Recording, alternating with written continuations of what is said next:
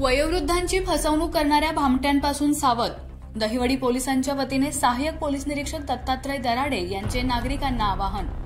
सातारा जिल्ह्यातील वडूज, दहिवडी, पुसेगाव, पिटा आणि कराड परिसरात पोलीस असल्याचा बनाव करून नागरिकांची फसवणूक करणारी टोळी सक्रिय झाली आहे. या पार्श्वभूमीवर दहिवडी पोलीस ठाण्याचे सहाय्यक पोलीस निरीक्षक दत्तात्रय दराडे यांनी सर्व ग्रामस्थांना विशेष सतर्क राहण्याचं आवाहन केलं आहे. दराडे यांनी सांगितलं की भामटे पोलीस असल्याचे सांगून चेकिंग सुरू असल्याचा बनाव करतात आणि लोकांकडील मौल्यवान वस्तू एकत्र करून ठेवण्यास सांगतात.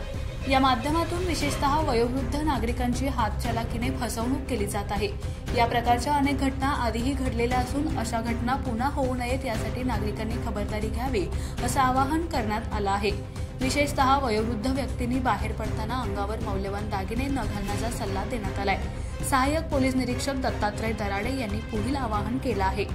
आपल्या गावातील व्हॉट्सअप ग्रुप, ग्रामसभा, स्थानिक पोलीस पाटील यांच्या माध्यमातून जनजागृती करण्यात यावी. अनोळखी व्यक्तींना घरी येऊ देऊ नका. सकाळी वॉकला जाताना दागिने घालणे टाळा. महिलांनी सोने पॉलिशच्या नावाखाली होणाऱ्या फसवणुकीपासून सावध राहावे. कोणतीही संशयास्पद व्यक्ती दिसल्यास तात्काळ पोलिसांशी संपर्क करा.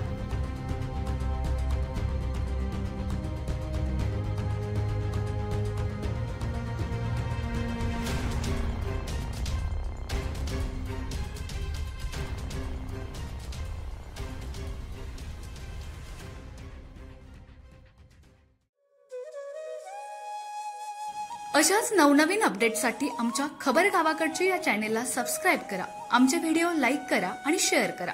धन्यवाद.